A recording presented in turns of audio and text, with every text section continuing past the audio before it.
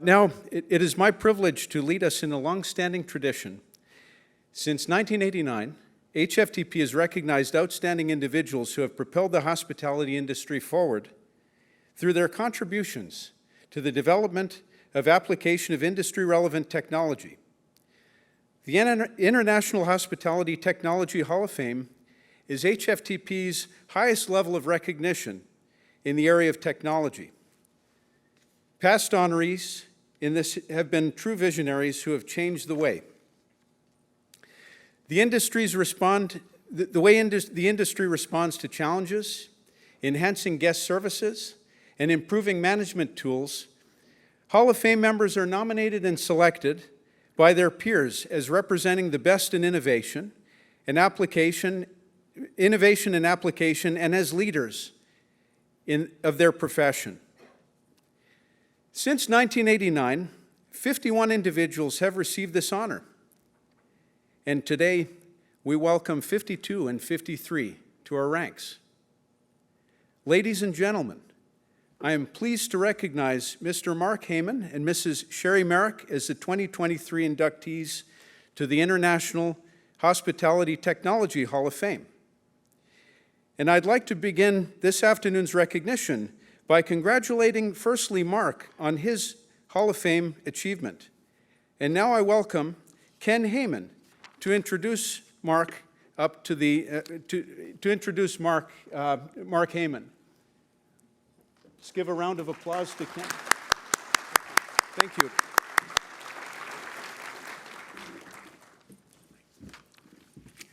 Good afternoon. It's a distinct honor to be here to introduce my brother Mark as he joins the HFTP Hall of Fame.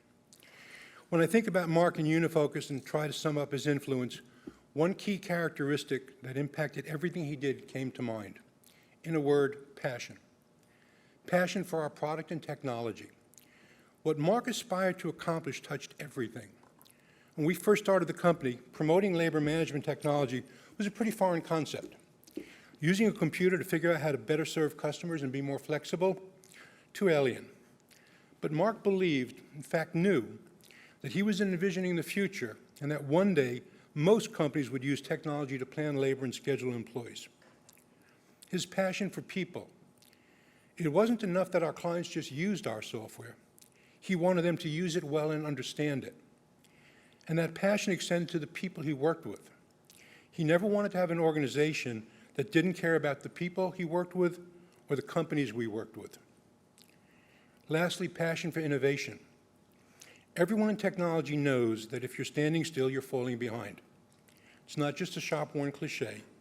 Mark knew that from day one and always pushed us and everyone in the organization to improve product and service.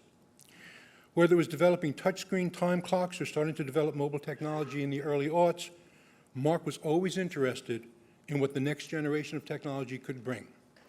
Last night over dinner with our CRO, Ed Peak, Mark was spitballing new ideas for how we could advance our technology, and he's retired. So it's with obvious personal gratification that I introduce my brother, Mark Heymann.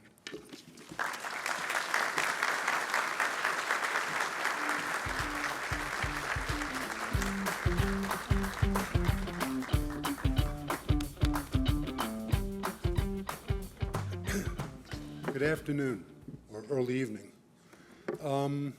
Thank you, Ken. I mean, really, how cool is this? To get an award that I never, ever expected, to be introduced by someone who I've been in business with for 40 years, who still has some nice things to say about me, and he's my brother. What more could one want? Excuse me. I want to congratulate Sherry, and it's truly a pleasure to be a co-inductee with you and the work you've done and also the work you're doing, which I think is actually maybe even more important than the work you've done, you know, on the data vision stuff. So congratulations. I was reflecting upon what I was going to say, and everyone said we have to write a speech. And on Saturday night, my wife and I were having dinner with a dear friend who we met a few years ago. He's 95. He's a world-renowned economist, really interesting individual. He was reflecting upon his life. So last night, about 4 in the morning, after running through this speech about 28,000 times, I started to reflect upon my career in the industry. And I realized that when I first started, they were still using NCR cash registers to balance revenue every night in a hotel. That managers were pulling time clocks out of a slot to calculate their hours. Reservations managers were trying to figure out how many rooms were we going to occupy next Tuesday night. And then I go fast forward, and as was commented earlier, the advances are staggering, and it's all occurred in roughly a 35 to 40-year period, because I'm not over 100. So it was just interesting to think about everything I've seen and the industry has seen over the time. I wanted to take a moment to thank all of the other members of the hall, some of whom actually, and most of whom actually, laid the pathways for the rest of us, who began to get the industry to think about things differently and look at approaches differently, and a willingness to handle things differently. But I also wanted to comment on the other individuals that make up the industry, the CEOs, the CIOs, the managers, who, with many cases, open arms, embrace our technology. One of the toughest things to do in our experience has been to absorb change. And if you look at the last 35 to 40 years, the change is staggering, truly staggering. And we have managers who continue to embrace it. And when we get to come to these great events, we get to see the latest technology and the latest advances and the latest things that are coming up. And I also wanted to comment on all of those managers who kept pushing us, who we'd sit down with, we'd give them a product, and they'd say, hey, yeah, but could it do this? Or maybe could it do that? Or maybe it could do that. And of course, as my brother can attest to, I always said, yes, absolutely, no problem. We'll go back to the developers, sat down with them, we discussed what could be done. They'd tell me to get out of the room. They'd all go through primal screaming. And then they'd come back and say, sure, Mark, we can do it. It's not a problem. We'll work on it, whatever the case is. So it's interesting how advances get made.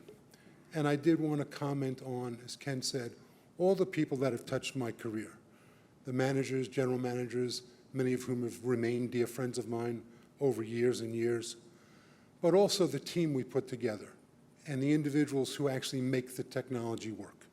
As Ken said, I may come up with an idea, or Sherry may come up with an idea, or one of you out here may come up with an idea, but it's the developers that actually put it to reality.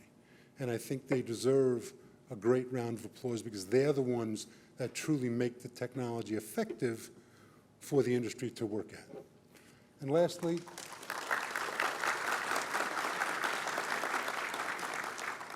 I want to thank the HFTP, for this lovely award, and truly, truly, completely unexpected. But I also want to thank them for the environment they create that enables technology to flourish. Because without these presentations, without these shows, without the forums to show new technology, to challenge the industry, it would be very difficult to create the changes that the industry has gone through and the changes that we're going to have to go through as our markets continue to change, whether it's ownership demands, guest demands, or our new staff demands, as they expect different things from management. So again, thank you very much. I truly, truly am humbled by this award.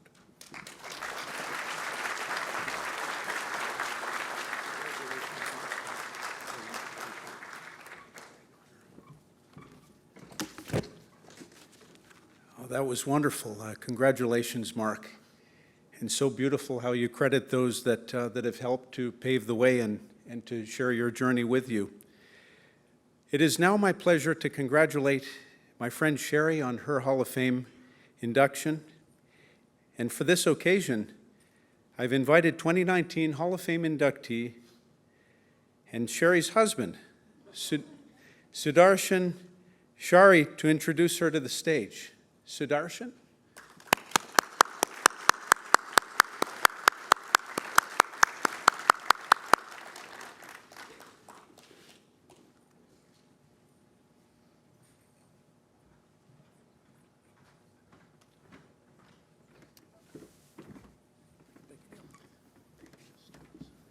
Thank you, Neil. I appreciate it. It's kind of strange being back on familiar ground. I remember being a lot more nervous in 2019 when it was my turn. Now it's like it's old hat. Congratulations, Mark. Very well-deserved honor. What they don't tell you, though, as a rookie in the Hall of Fame, you got to pay everybody, all the other Hall of Famers, dinners for the first year. So welcome to part 2 of the Hall of Fame ceremony. This episode is called Pie Charts and Champagne, Balancing a Business Intelligence Company with a Marriage. So Sherry and I have been together for almost 30 years now, married 28 years almost, I think. And, well, I have to do the math. Anything over 10 is good, right? Anything over 10 is good. After that, it's all just icing on the cake. So when they asked me to introduce her, I was thinking, how should I do this? I can either come up with a list of her accomplishments, so have a CVS, what looks like a CVS receipt, a list that's that long, or I figured I can just tell you why I think she's, pretty awesome. So I think that's the approach I'll take rather than go through a list of what she's done and why she deserves to be in the Hall of Fame. Back in 1991, my first job out of college, I worked for Intercontinental Hotels Corporate under John Cahill, IT Corporate. And Sherry started work on the same day. So my job, I was basically the software developer working on the central risk system, and she was in charge. She was the director of front of house systems. So she was the primary liaison between the hotels and vendors like Fidelio, HIS, Newmarket. So obviously she was a lot more important than I was. But the one standing rule that John Cahill had is no inter-office fraternization. So naturally, that's the first thing I did. I asked her out. Obviously, she said no, and then I asked her again, and she said no. I asked her again, she said no. Today this must be considered stalking, but back then it was just romantic, I think. But we did start dating eventually, and I left Intercontinental. We didn't want to get in trouble with HR. I could see that she was struggling a lot with the challenges the hotels were facing around data reporting, kind of the same challenges we have today. Obviously, it's in a better place now, but back then it was really bad. And she and I would spend a lot of time running, and we talked about, is there something that we could do since no other vendor is willing to step up to the game here? And what Sherry wanted to do, her vision was to create an expandable, modular data warehouse.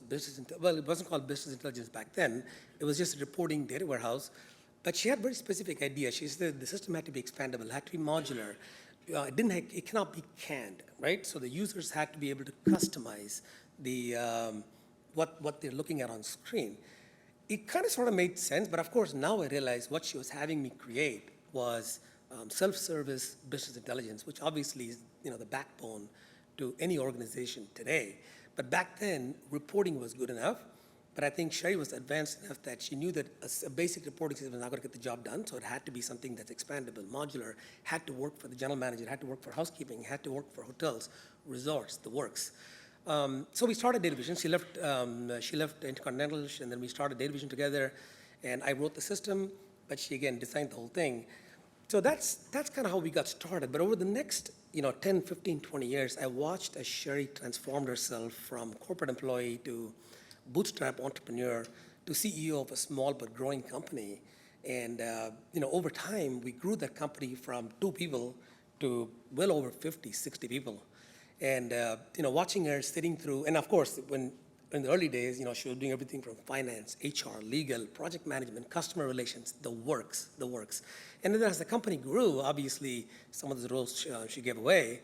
But on the side, in addition to doing all that, the other part of this is being a mom, right? So watching her not miss any of the events, the dance recitals or the sporting events or what have you, the bake sales, the PTO call, just all of it. She was able to handle all of it. And especially when the husband is traveling, right? So there is, we had at that point a couple hundred installations. So I would be on the road maybe 3, 4, 5 months out of the year. So essentially being a single mom. So sometimes I'd call her or Skype on those days, and our calls would go back and forth. Hey, the good news, bad news, the kid is sick, but good news, the spa soft interface is fine, right? So we would go back and forth between kid issues and data vision issues. But in addition to all that, the other part of it that truly was amazing to me is watching her being involved in all the industry events, speaking, being part of the advisory councils. So I asked her to give me a list of things that she's been involved in the last 15 years. It's a big list, and I'm not going to go through the whole thing. We don't have that much time. But I'm going to ask you to write down a couple because I don't even know what all these mean, a lot of big words. So I'm just going to go through it. Member of the HFTP Advisory Council. She's working with the University of Iowa Business Analytics Department. She's helping plan the 4th annual Women in Analytics Conference. And she's been working with Hospitality Upgrade for the last 18 months. She produces a column highlighting women and outlining their mentoring stories. And she also regularly meets with women-owned businesses, mentoring those owners, showing them how data can be used to run their business. So if you don't see a pattern by now, she's a big believer in promoting women, particularly in STEM fields. And so in April of last year, Data Vision was acquired by a company called My Digital Office, MDO, great company. They're doing amazing things with data for our industry, which that allowed Sherry to exit the business and focus purely on her main passion, which is promoting women in STEM fields, which I'm going to let her talk about it. Ms. Marek, I would like to introduce my wife of 28 years and probably the most complete badass that I know, Sherry Marek.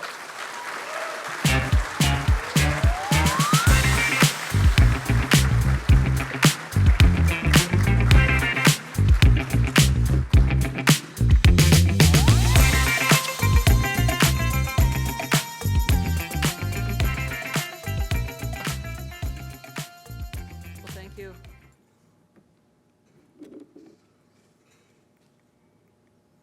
Wow, 28 years. Feels like it was just 27. Good afternoon, everyone. It's great to be here with all of you, HFTP Hall of Fame inductees, past global HFTP presidents, all my friends, and some possible new friends that we'll meet this week, and my fellow inductee, Mark Heymann. What an amazing job by HFTP to plan, execute a successful show like HITEC year after year after year. I've been attending HITEC for the past 32 years. I started in 1991 in Atlanta when I worked for John Cahill at Intercontinental Hotels. And it continues to be a great show where you see the latest technology, attend some great education, and meet a lot of hospitality friends and make some new ones every year. Thank you also, Sudarshan, for the kind introduction. Not too many people get the opportunity to be introduced by a fellow Hall of Famer who happens to be your husband. Also, before I forget, I want to take a moment to apologize to my 3 sons, Neil, Jay, and Dave, with both parents in the Hall of Fame. You guys have some pretty serious pressure. Sorry. I look back on my career across Hilton International and Intercontinental Hotels and Data Vision, and what stands out most is amazing number of friendships. I still get together every year with people that I used to work with at Hilton International and Intercontinental Hotels. And building these deep types of friendships has to be special to our industry, and I'm happy to be part of it. And of course, I consider everyone that worked at Data Vision as family. Some of them have been there since day one. They bring the same passion for excellence in customer service that Sudarshan and I started the company with. It's always easier to run a company when we're all on the same page. For the past 10 years or so, as Sudarshan mentioned, one of my main passions on the side has been promoting women in STEM. And now that I've exited from Data Vision, this is my only focus. I'm a big believer in one of the ways to help promote and bring in women is mentoring. One of my favorite lines from a TV show that a few may know, the Ted Lasso show, is a good mentor hopes you will move on. A great mentor knows you will move on. By the way, if you haven't seen Ted Lasso, we can meet later tonight or Wednesday at 4:30 at the Women in Hospitality Technology. I can talk all day about all the lessons that are there. Back to mentorship. So when I was ready to move from Hilton International back to Intercontinental Hotels, I approached my boss, Vibeke Vinke, at Hilton. And since this was my first career move, I wasn't sure what she would say, if she'd be mad. Surprisingly, she said the same type of words to me, and she was happy I was moving on and gave me advice about not burning bridges. Fast forward a few years ago, and I was the boss at Data Vision, and a young woman approached me very nervously saying she wanted to leave and start her own company. Someone in the office had told her I would be upset. And of course I was not upset. I was quite happy to see her move on, be an entrepreneur, and I gave her some advice about starting and running her own business and sent her on her way. So there are so many women that I admire and women who are great mentors to the people around them. I don't have time to name them all, so I'll just pick a couple. Monica Nerger, Global Chief Information Officer at Mandarin Oriental Hotel Group. Monica is gracious, intelligent, patient, and solves problems on multiple continents at the same time. Monica, it's a pleasure to know you for 15 years. Geneva Reinhardt from Hospitality Upgrade. I've been a longtime fan of Hospitality Upgrade. I've known Geneva for about 20 years. She and I talk about a lot of Big Ten football, wrestling and basketball, and occasionally we talk about work. Arlene Ramirez. I've enjoyed working with Arlene when she was global HFTP president in 2015 to 16. I admire Arlene's passion and her enthusiasm and really appreciated the way she used social media to communicate with members. Lisa Funk Martin, Regional Vice President at Davidson Hotel Group. We both love reading, and I really enjoy her daily thoughts and quotes she posts on various social media platforms. Mercedes DeLuca, CIO at Pebble Beach Resorts. Mercedes worked her way through various companies in Silicon Valley, including VP at Yahoo, COO Basecamp, before taking on the CIO role at Pebble. Our industry is very lucky to have someone like her guiding technology. And Gaia Katapali, Director of Engineering at Data Vision. Gaia is my sister-in-law and one of our first employees. Working with family can go either really badly or can go really well. And in our case, hiring Gaia was one of the best decisions that we ever made. And I'm forever grateful that Gaia was by my side for 20 years.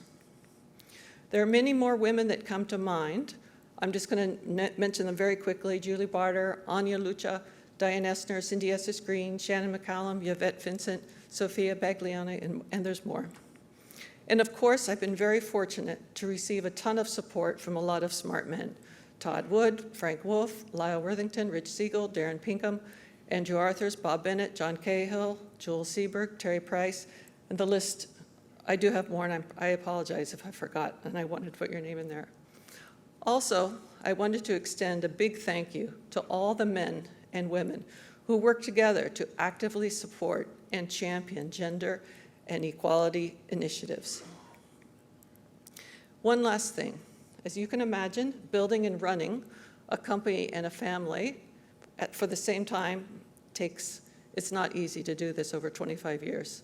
The only way it works is if you have a strong partner that you can depend on implicitly, someone that you can share the good times and the bad times equally, someone who's kind, patient, and supportive, someone who's tall, dark, handsome, and funny. Oh, I wasn't supposed to say that.